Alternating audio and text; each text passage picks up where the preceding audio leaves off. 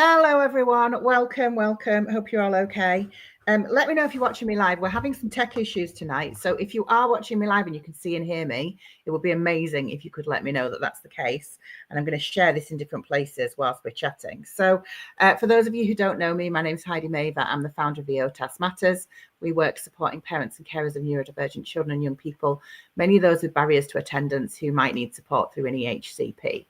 And over the coming weeks, I am interviewing different people working in the SEND, mental health, education, wellbeing spaces to talk about the work that they're doing and to hopefully put them in front of some of you because you might benefit from hearing about the work they do. So tonight I'm speaking with Amy Dalwood-Fairbanks. I hope I've pronounced that correctly. I think it is. Yep, I don't know how else I could pronounce it. We're a little bit late because Amy had a beautiful background on her screen, but it was causing all kinds of tech issues. So we had to ditch it. But it was very lovely and very professional and it looked very nice. So I benefited from that, but you'll miss out, I'm afraid to say. Before we start chatting tonight, just a slight trigger warning. Amy may share some of her personal history, which includes a loved one ending their own life. We won't go into any detail, but if that is something that might be difficult for you to hear about, then perhaps you would maybe want to give this video a miss. But all that being said, let's get chatting. How are you, Amy? You okay? Yeah, good, thanks. Yeah. Good. We've got busy, but oh, we've got a weird delay. Let's see how we get on. So let's start then. Do you want to tell me a little bit about you and your background and how you came to be here today? And while you're doing that, I'll look a bit distracted because I'm sharing this in different places. Sure. So my journey in the kind of SEN autism world started nearly 17 years ago now. Before that, I was a teacher. So in the professional space, like autism in the kind of late 90s, early noughties was just kind of coming through. Yeah, didn't know much about it as a teacher, although looking back, I can see. And I met my now ex-husband, and it was quite obvious that he was autistic. And then we had children, 2 children, and my husband at the time and my 2 children all got diagnosed autistic. My son, very much like his dad, it's quite obvious basically from when he was born that he was autistic. My daughter, on the other hand, typical female presentation, and actually she was diagnosed when she was 3.5 because our pediatrician was doing like a research into female presentation, so she fast-tracked us. So yeah, 16 years with I still help out my ex-husband because of his struggles, and my 2 children. We've been through everything from delayed toileting, I want to say fussy eating, but it's not fussy eating, but it's not ARFID, but sensory issues around food, meltdowns, burnout, sensory issues, school refusal, or school avoidance. All the fun autism stuff. Yeah. So I started doing coaching for other women whose other halves were autistic. Mm-hmm. And then when I divorced my husband, I then thought I can't carry on dealing with other people's relationship problems. So I went into coaching autistic adults, but Mm-hmm. autistic adults at that point weren't very forthcoming, and I had lots of people coming up to me saying, well, could you help me with my child?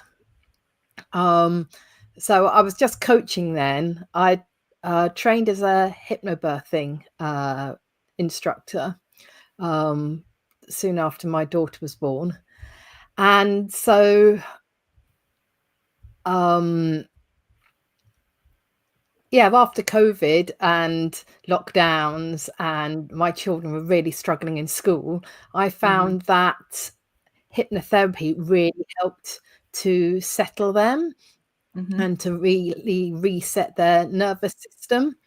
So I trained as a hypnotherapist, a proper hypnotherapist. I say a proper hypnotherapist, but so I could do more than just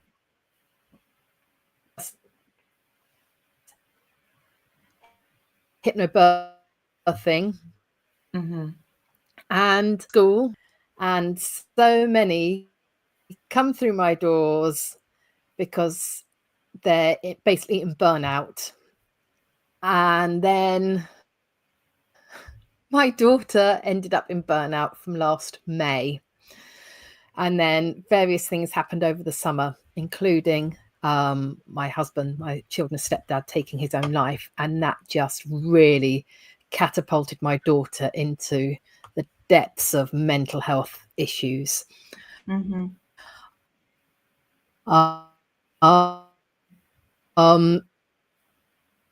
son's managing okay.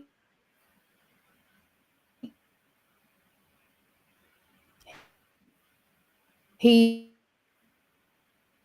now in mainstream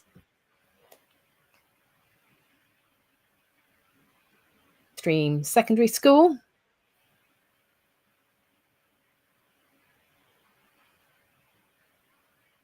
Because I've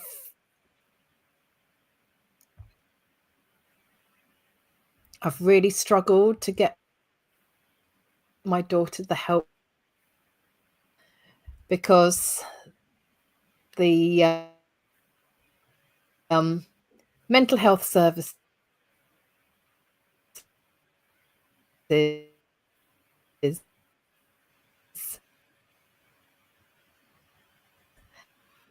We're having terrible trouble with this connection. I don't know if other people are having this difficulty. Sorry, look at my talk over daughter's you. Sorry to talk over you, Amy. I think we're having trouble. People are saying that it's glitchy. And I want people to really hear what you're saying. Give me 1 second. I'm just seeing whether it's glitching on the feed as well. Yeah, it is. Give me 1 second. Let me just ask people. People who are watching live, would you just let us know if you're it started glitching again? Yeah, that's what I thought. I don't know whether I need to. I'm going to turn my camera off, but I'm going to keep my voice on. Amy, if that's all right with you, that might make a difference. Let me give that a go. Okay. I think we're just asking the tech to do too many things right now, and it's having a moment. I've even got the Wi-Fi off everything else apart from my laptop, but people are saying it's only when you speak that it's glitchy, which is nice to know, isn't it? Oh gosh. Yeah, the bugs are just at your end, Amy. It's okay. Let's pick up where we were. You were saying that you've had a lot of challenges. Your son had some. Your daughter's been really struggling, and that you were having some challenges around school attendance. Do you want to see if you can pick up where you were, and then we'll see if people can hear you, and if not, we'll abandon and we'll try again. But do you want to pick up where you were at? I'm so sorry. Yeah, so yeah, it was quite interesting. The children I was seeing, like last year, they were all coming to me because they're in burnout and really struggling in mainstream school. Some of the alternative provision, and that had been a real battle. And then my daughter went into burnout. She was only 9. She went into burnout last May. And then after the death and the trauma of my husband taking his own life, her mental health really deteriorated. She became really dysregulated, had really aggressive, violent behavior. We've got lots of OCD going on at the moment. And there just isn't the support, because CAMS and other professional health services just look at her diagnosis of autism and say it's just autism. Yeah, and really they common. don't take into account mental health and trauma. So she's been out of school, so we're home educating her now, and it's really just trying to get her back functioning on a daily basis, to be honest. Lots of self-care, lots of basic skills that have just gone completely out the window. And it's been a real eye-opener, because it's actually helped me in my business and in my support to other families, because I'm going through it as well. I mean, it's really unfortunate that I'm having to go through it at such and having reached real crisis point with my own family. But I do believe that it's helping me to be able to better serve other families out there who are in similar situations. So my business has really taken off this year. I've been working really hard to just really narrow down what I'm offering, but getting visible as well. So I've recently been part of a best-selling book. I don't know whether you can see that. Exciting. It's a little bit blurry because you've got your background blurred, but what's it called? It's a collaborative book. Children's Mental Health Matters. So it's a collaboration of 14 of us authors, put together by Cassie Swift, and it covers various aspects of children's mental health. My chapter is all about after school restraint collapse and your energy kind of battery and burnout. But there's lots in there to do with like divorce, grief, the power of breath, co-regulation, self-harm, lots in there. And there's, even though all the chapters are on different topics, there's quite a lot of overlap and quite a lot of mentions of neurodivergence in there, which is really interesting. And it just kind of confirms this point that I was making earlier about neurodivergent children and teens also having mental health problems, and that they cannot be mutually exclusive. It's all about treating but as from a clinical perspective, treating the child and teen as a whole person, not just the individual symptoms.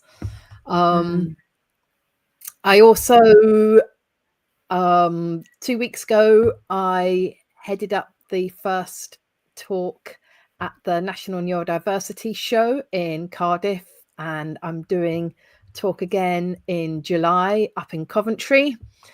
And what did you speak on then? We were talking about hypnotherapy specifically. Yeah, yeah. I basically launched my after school meltdown toolkit.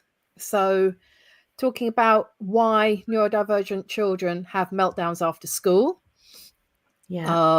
Talked a lot about masking and sensory overwhelm, and about how co-regulation is really, really important. Mm-hmm. And the only way you can co-regulate with your child is if you're regulated yourself, if you're calm and grounded yourself.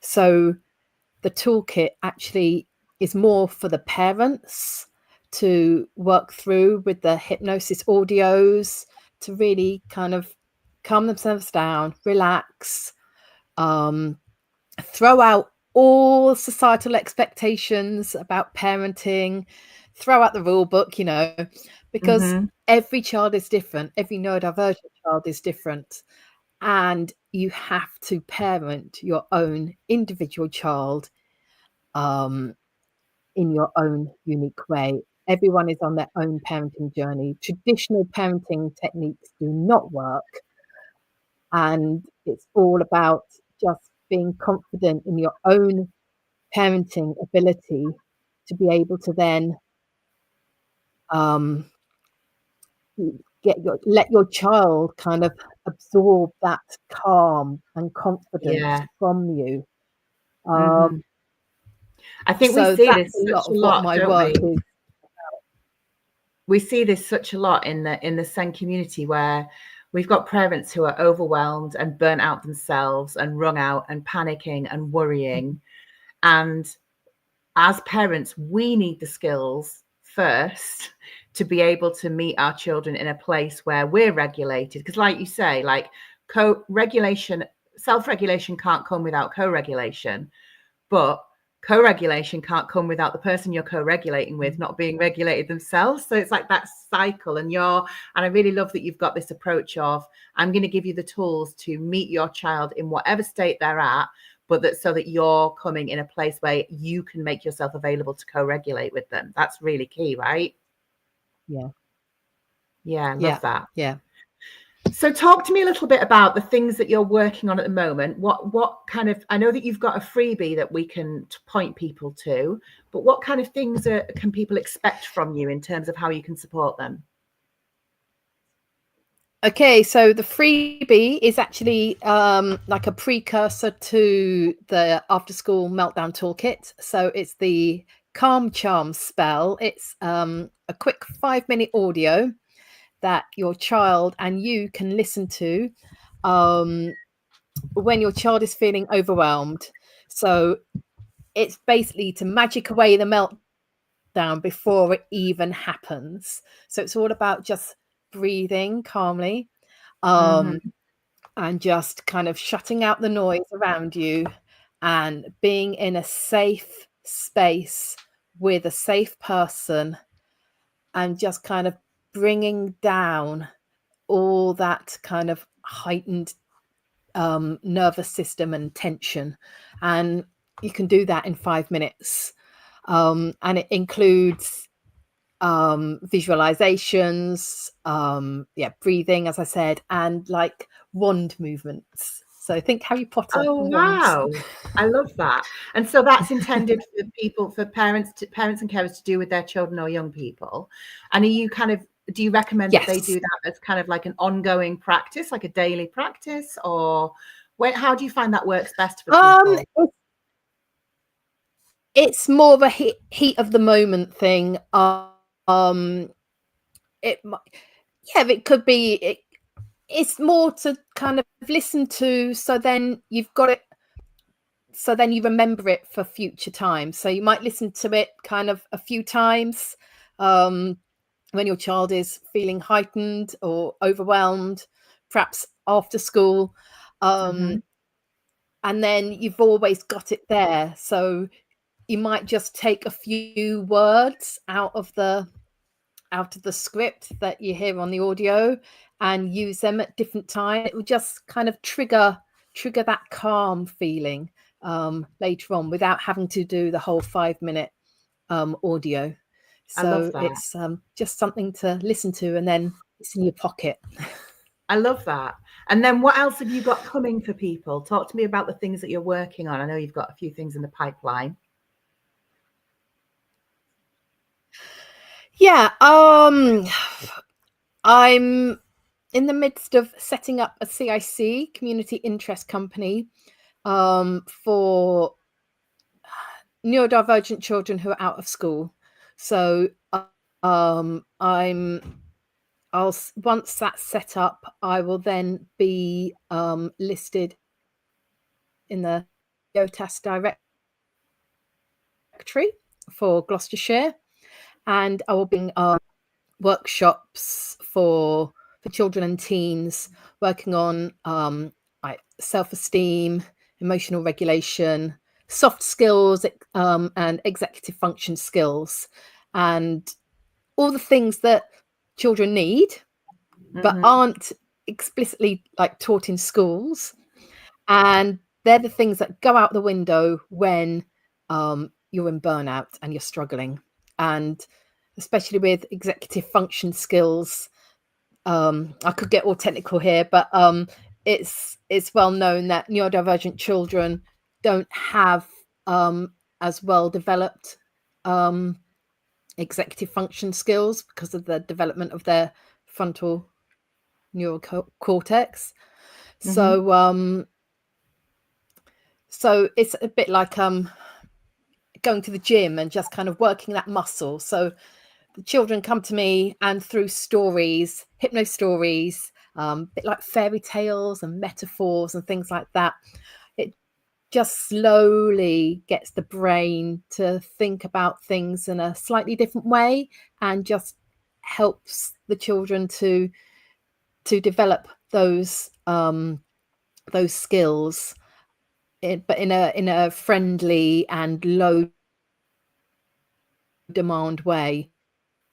I love that. That's the whole point about hypnotherapy. I'm always banging on about it being low demand. Neurodivergent children can't engage with talking therapy, and CBT is just too much. And especially if they're in burnout, then again, those executive function skills that are needed to be able to